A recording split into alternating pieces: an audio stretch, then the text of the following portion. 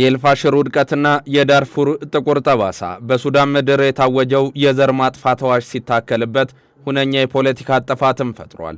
በአፍሪካ ትልቅ ግዛትና ሀገረ መንግስት ካላቸው ሀገራት አንዷ የሆነችው ሱዳን ለ3 ዓመታት በተራዘመው የጄኔራሎች ጦርነት ምክንያት ወደ ፍርስራሽነት እየተቀየረች ትገኛለች። ይህ ጦርነት ከመደበኛ ወታደራዊ ፍልሚያ ወጥቶ ወደ ማንነት ተኮር ጥቃት መሸጋገሩን የሚያሳዩም በርካታ ክስተቶች ቢኖሩም በቅርቡ የተባበሩት መንግስታት ድርጅት ይፋ ያደረገው ሪፖርት ግን ጉዳዩን ወደ ሌላ የህግና የሞራል ደረጃ ከፍ አድርጎታል። በምዕራብ ዳርፉር የምትገኘው ስትራቴጂካዊቷ ኤልፋሽር ከተማ በከፊል ወታደራዊው የፈጥኖ ደራሽ ኃይል ወይም አርኤስኤፍ ቁጥጥር ስር መውደቋን ተከትሎ የተፈጸሙ ድርጊቶች የዘር ማጥፋት ወንጀሎች ማሳያ መሆናቸውን ድርጅቱ በይፋ አስታውቋል። ይህ ድምዳሜ በሱዳን የእርስ በርስ ጦርነት ታሪክ ውስጥ ለመጀመሪያ ጊዜ የቀረበ የከበደ ክስ ሲሆን ዓለም አቀፍ ውግዘትና ከፍተኛ ድንጋጤንም ፈጥሯል። የታሪክ ምሁራንና የቀጠናው የፖለቲካ ተንታኞች ይገልጻሉ።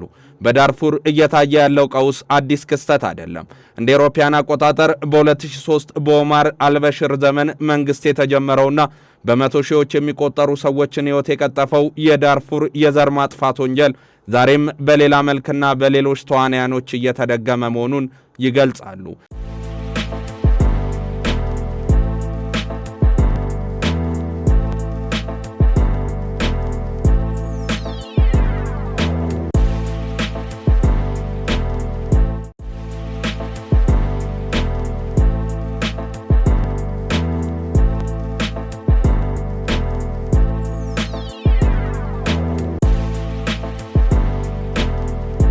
የዛሬው የፈጥኖ ደራሽ ኃይል ወይም አርኤስኤፍ መሰረቱ የቀድሞ የጃንጃዊድ ሚሊሻ መሆኑ በክልል ውስጥ ያለውን የማንነት ፖለቲካና የዘር ጥላቻ ይበልጥ ስር የሰደደም አድርጎታል።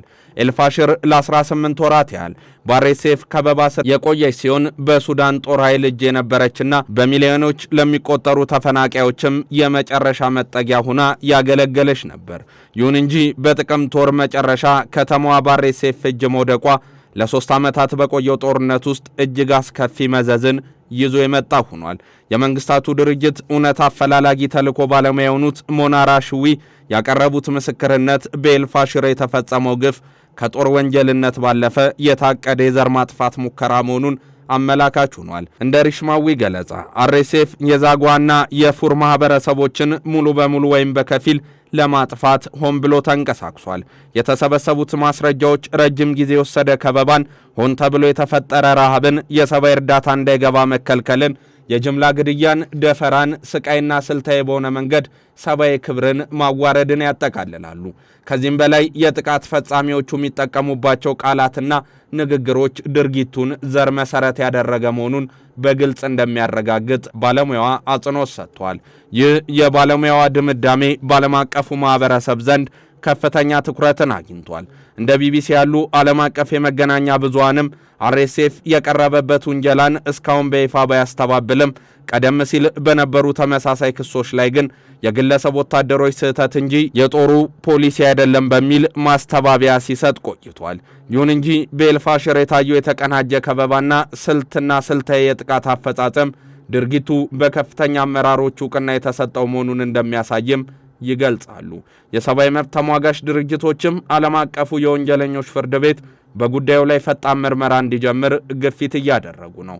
ከፖለቲካ አቅጣጫ ሲታይ የሱዳን ግጭት የቀጠናው ኃይሎች የፍላጎት መጋጠሚያም ሆኗል። በጄኔራል አብዱል ፈታህ አልቡርሃን የሚመራው የሱዳን ጦርና በጄኔራል መሐመድ ሐምዳን ዳጋሎ ወይም ሄሜቲ የሚመራው አርኤስኤፍ ለአገሪቱ ሰላም ከመጨነቅ ይልቅ ስልጣን ለመያዝ በሚያደርጉት ሩጫ ንጹሃን ዜጎችን እያስገበሩ ነው።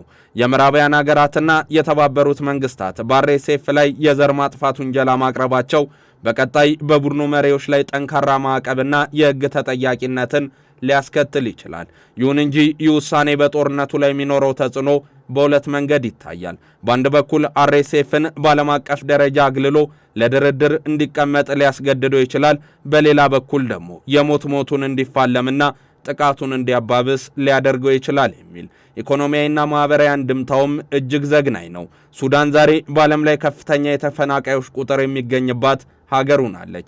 የኤልፋሽር መውደቅ፣ የክልሉ የንግድና የእርዳታ መስመር መዘጋት በሚሊዮን የሚቆጠሩ ዜጎችንም ለከፋ ረሃብ አጋልጧል። ማህበራዊ ትስስሩም በዘር ጥላቻ ምክንያት ክፉኛ ተናግቷል።